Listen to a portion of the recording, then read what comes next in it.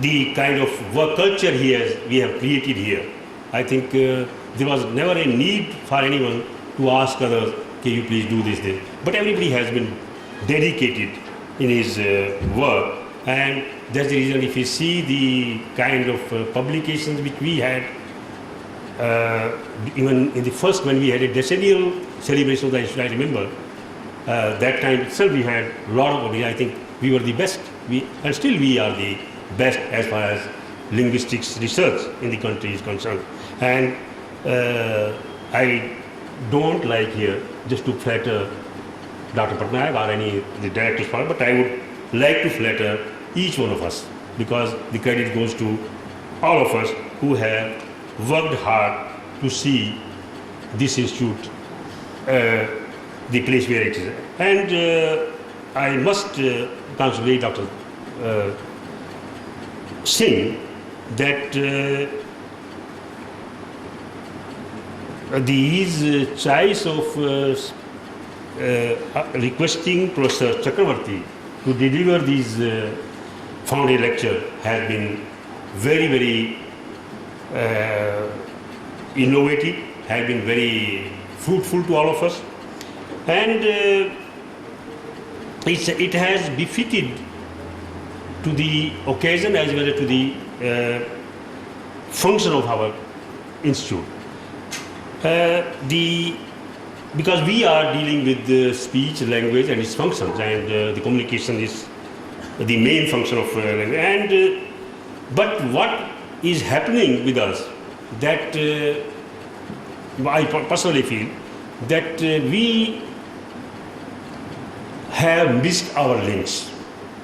We don't follow our traditions because of the too much of industrialization, I would say, or too much of marketing of Western ideas in our, too much of the kind of system we have adopted. But Professor Chakraborty, I think, is a person in whom I could see that he's a symbol who is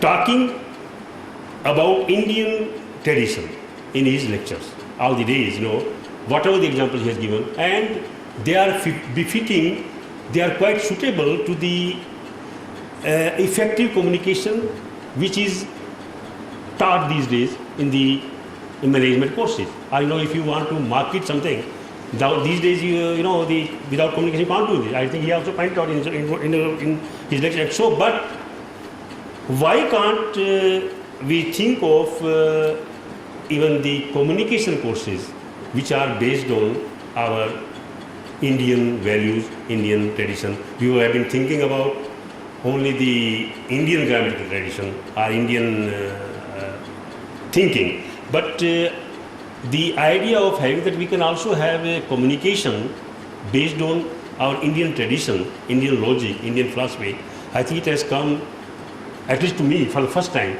through the lecture of Professor Chakraborty. So I was very much delighted. So I was just going through one book one day, and there I found that most of we have a good example of unity in diversity, and we have many religions, many languages, a lot of people. But even if we see the different religions, they say things differently. But if you see the content or the meaning, there is not much difference. But because of our own background, because of our own cultural exposure, we get to know things better if it is said in the way which we perceive better. So, philosophies are not very different, but it will be more appealing if it is said the way in which we are more exposed to, and the kind of example the Professor Chakraborty has given, that is very close to our heart. And like he has given that many examples from our own Indian tradition. Like he talked about sometimes anger, in communication there should be, if there is no interaction, that could be, it should be both ways. But he has given, to illustrate his examples from our Indian philosophy, that has been so, lucid and so, it would be a direction for the institute, that even in the area of communication, I think we can see what is existing in our, and he has given more examples from Mahabharata or Ramayana, but and because I attended one course long back on human values. I am reminded of that our Gita, actually, if one follows fully, is the best document available in the world for any kind of administration. The Gita, there are some references that one should deal with the human beings differently, keeping in view the values with which a person comes. So not that one is good, one is bad, but individuals as human beings, we are different, we are not the same, and there in Gita some of the values have been defined, and to deal with a person with some different, like suppose a person has some transcendental value which is highest, and you talk of say material pleasures or some instrumental values with him, it would not attract him. He would just see that I am being misled.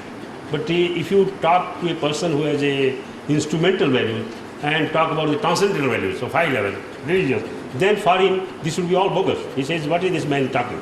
So one has to, so the Gita gives a good description of that, what kind of human beings are there and how to deal with them.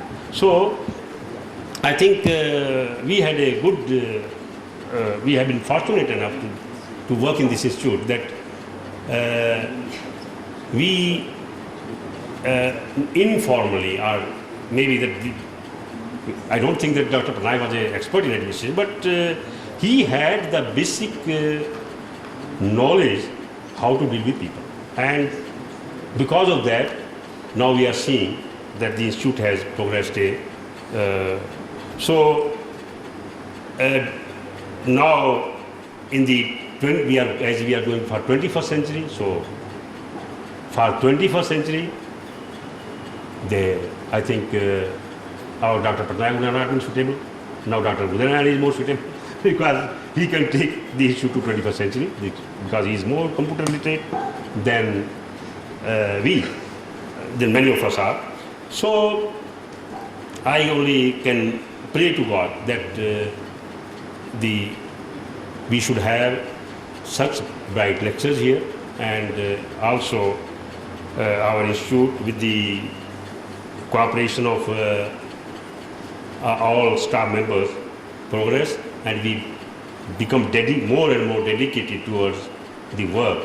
Then and if we work, I think we'll get, we should not worry about the awards will come automatically, but we should worry about what we actually are giving to the institute, to the society, and that should be and today, on our Foundation Day, I wish that we do some kind of introspection, that what is lacking, where we are lacking, so that we can improve upon where we lack and do something better, so that we become more useful to the society. With these words, I welcome Professor Chakraborty for the third lecture, which is going to be more exciting, as he is going to talk on violence, and I don't know how you can speak, you can do everything. And I also welcome Professor Debi, who has spent 2 days with us and who has done tremendous work in tribals. I was talking to him.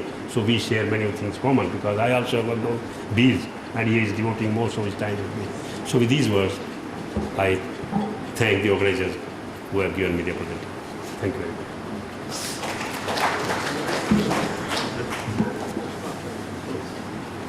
मैं चश्मा भूल जाता हूँ.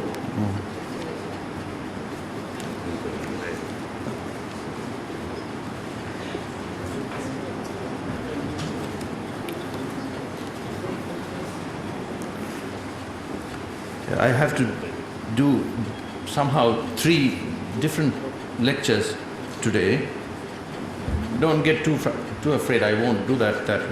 But one is I want to respond very briefly to the presidential remarks made by Dr. Singh, which I promised to respond to today.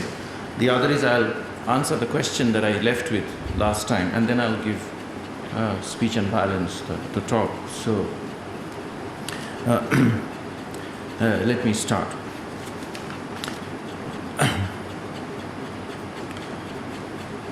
In the first set of questions that Dr. Singh has raised, he's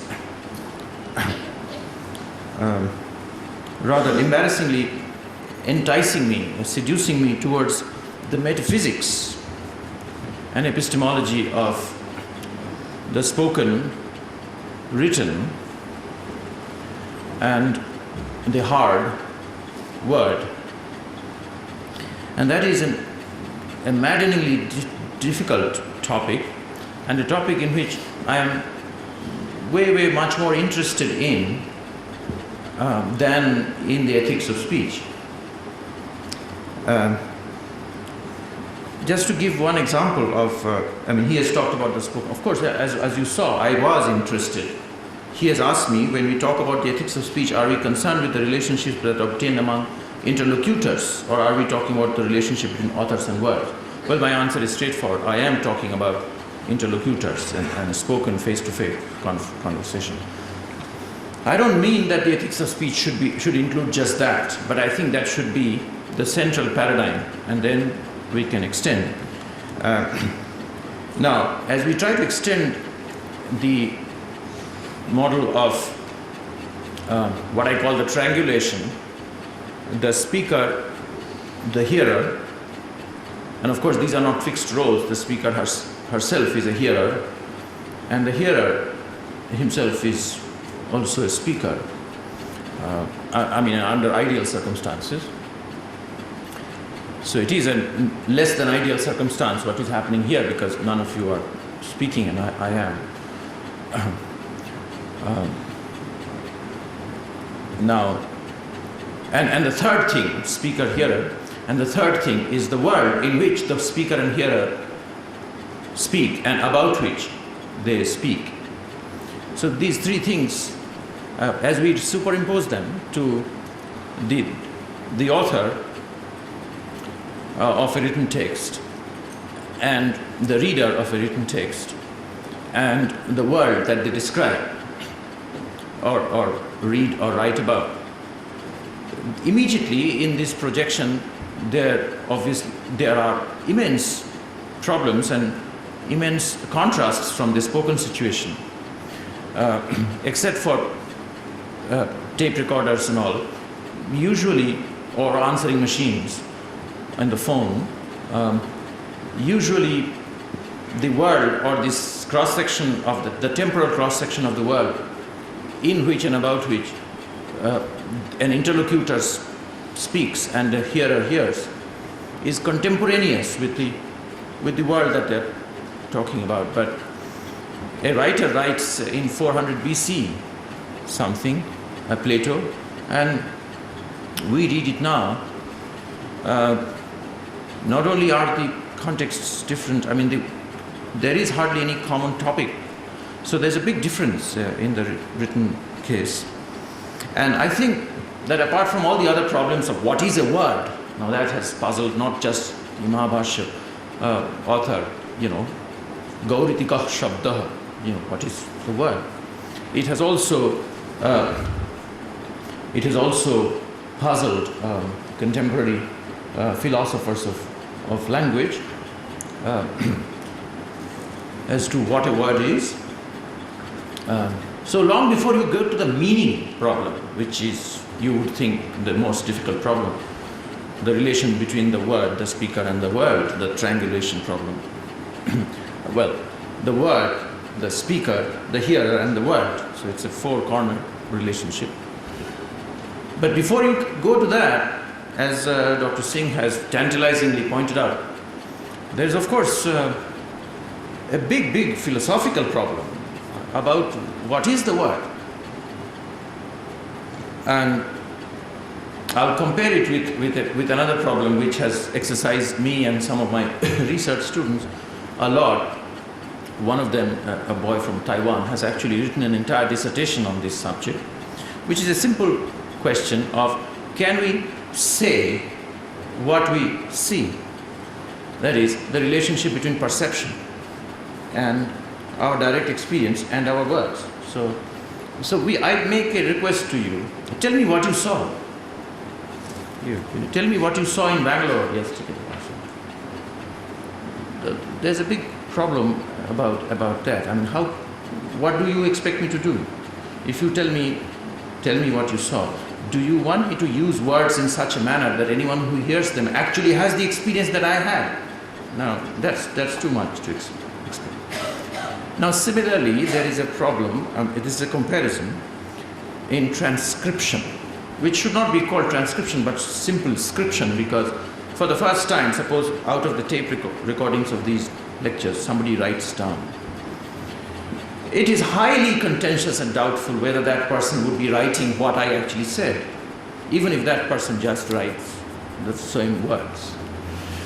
Well, to give a very unphilosophical argument, well, for one thing, it would be missing the gestures, it would be missing the intonations, the writing.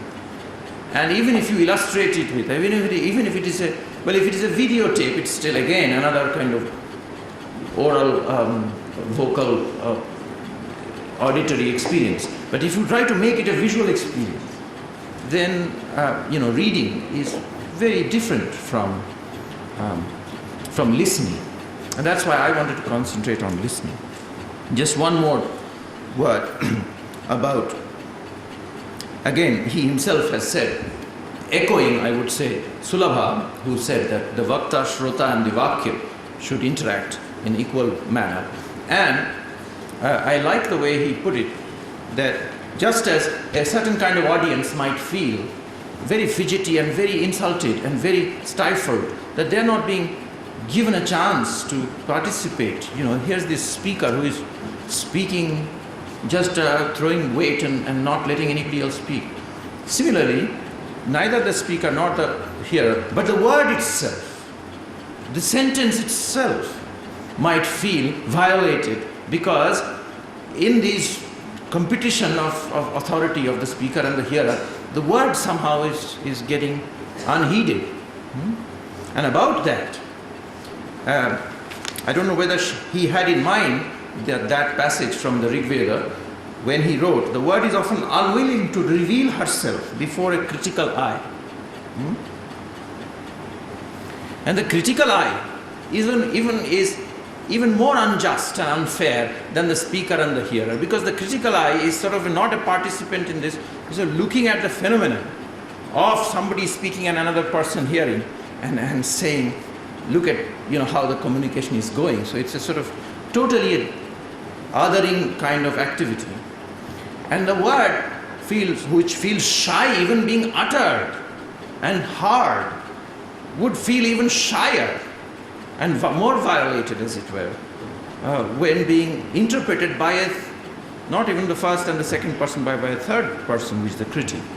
And all of this is very pregnantly, beautifully stated by that analogy of the willing wife analogy in the Rig Veda, Jayeva Patyuhu Ushati Suvasaha, that words reveal herself only willingly if we let off, if we don't throw our authorities, if we wait. Now, I better not start on that line, because this idea of waiting and letting the word speak is very similar to other ideas of Heidegger and all, about the greatest thing that we should do is to resist our tendency to throw ourselves and let the word speak. Now these are and I think at some point in the more profound levels of ethics of speech one has to address those issues. But apart from expressing my deep similarity of concerns, I cannot do any more than that. But okay. In India, we all know how inhuman cruelty can result from an angry mob's calculated speech act of slogan chanting, from the simple repetitive performance of the utterance of the sentence, "the temple will be built." There is a very strange definition of cruelty, nevertheless, in the Mahabharata. Cruelty, which does not refer to anger or bloodshed at all. And I wanted to start with that definition of the word is Nrishamsa.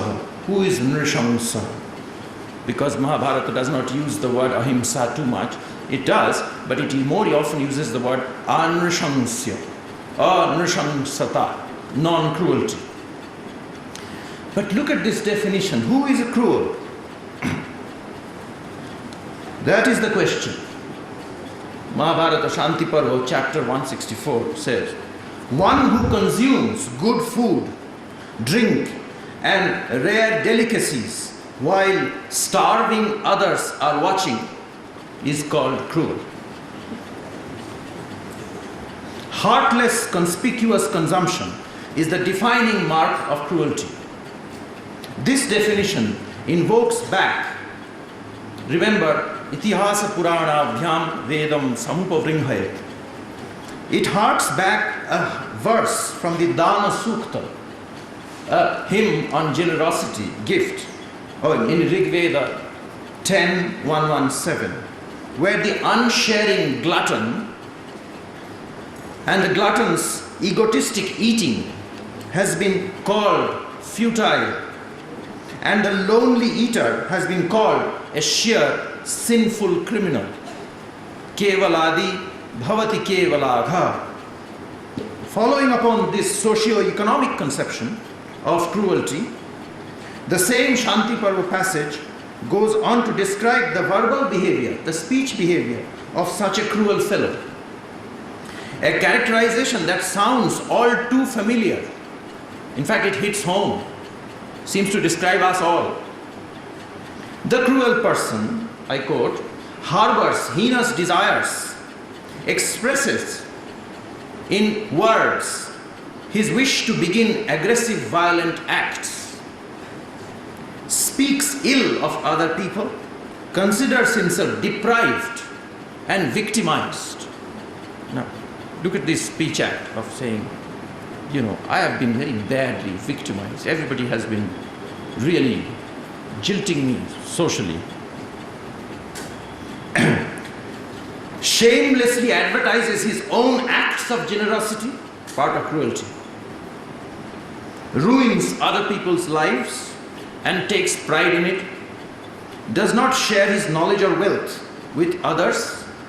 The Sanskrit word is very interesting. Asamvibhagi. Doesn't do samvibhaga. Wants it all.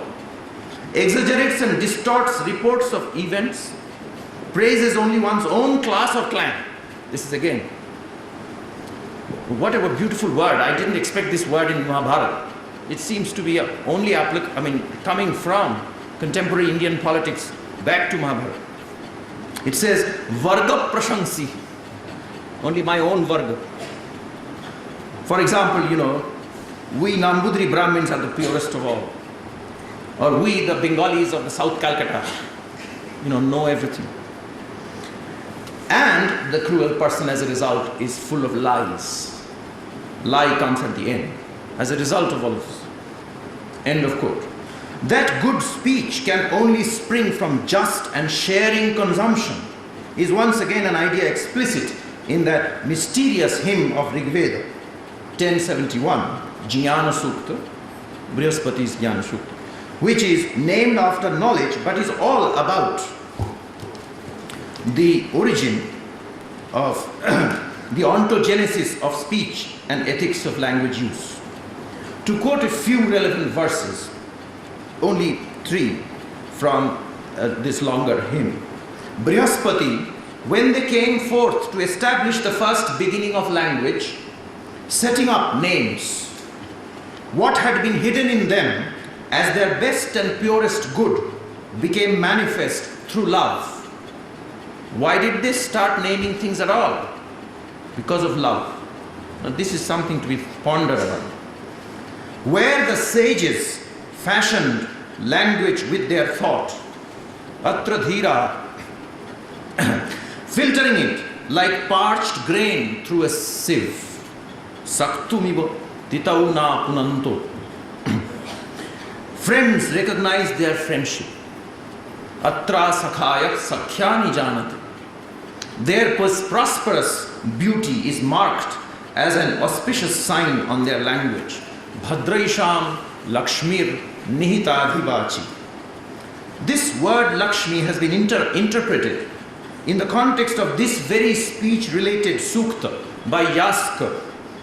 According to Nirukta's imaginative etymology, this lexical Lakshmi is derived from 6 different verbs. Now, you shouldn't ask Yaska, is it really derived from those verbs? It doesn't have to. Nirukta is like that. Okay? He's a poet. He's recreating the word. And he says, Lakshmir labhatva, lanchanatva, lashaterva, lajjaterva, lakshanatva, lagaterva. What does that mean? Lakshmi means lashati, that which, this sign through language was put, this sign on their words through this friendship feeling. As a result, language becomes resplendent, shining, lasati or lashati. Then it becomes profitable, beneficial. It becomes profitable to speak. Okay? I speak, I profit. Then lajjate. But then the profit that I get, because I am a speaker and I am a normal human being with egotism, I don't share it as much as I should have. I feel ashamed. And this is a healthy lajja, which is part of dharma, hri, lack of which is called shamelessness. There is another word for shamelessness in the contemporary Western world, which is very common in the Hindi film hero, shamelessness, and it is called masculinity. Lagati,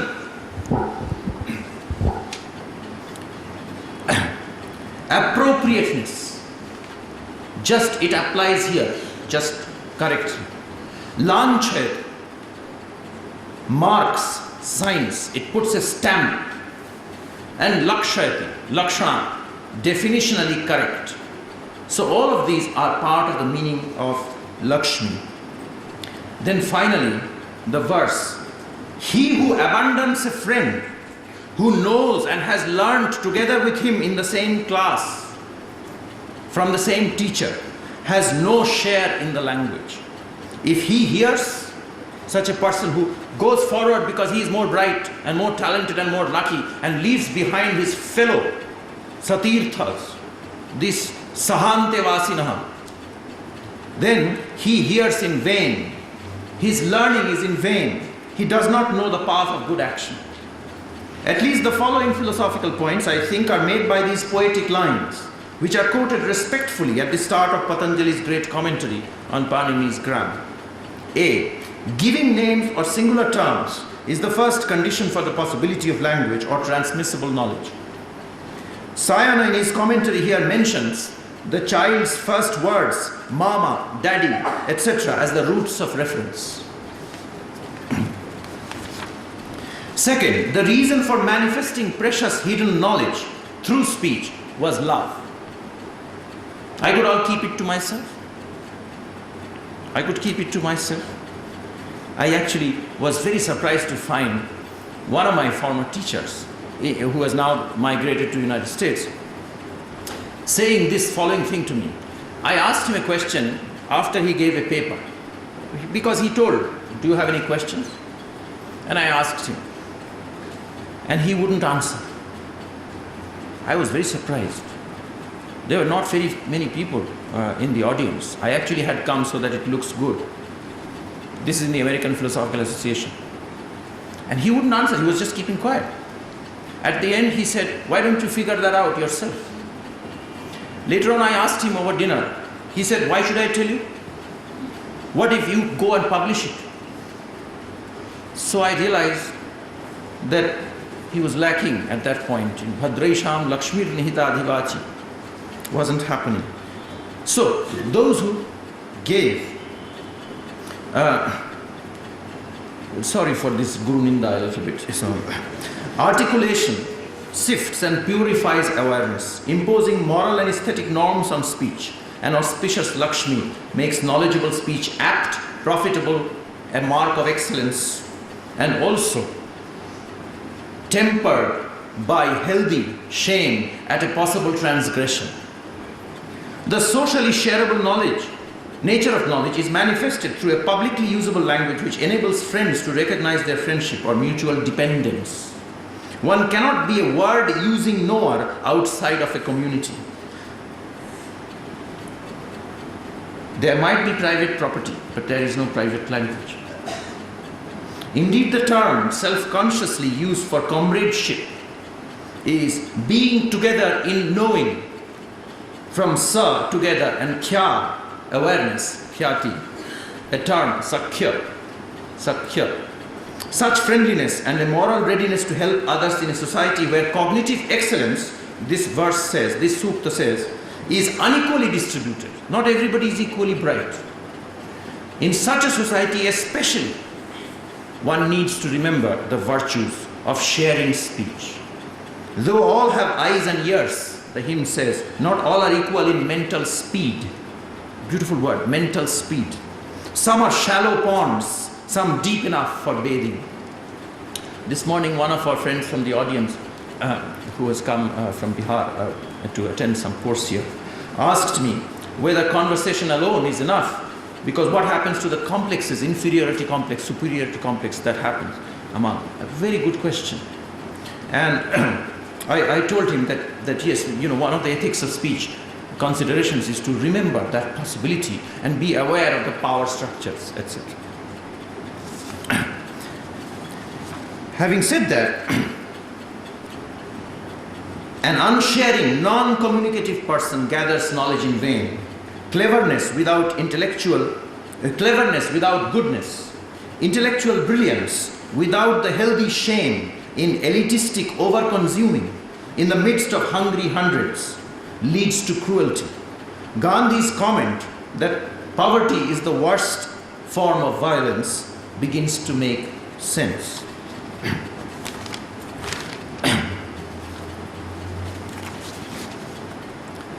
At this point, I would start the real paper with a quote from Gandhi, one-line quote. He said in Hind Swaraj, civilization is not an incurable disease. Then there is a quote from Rig Veda, second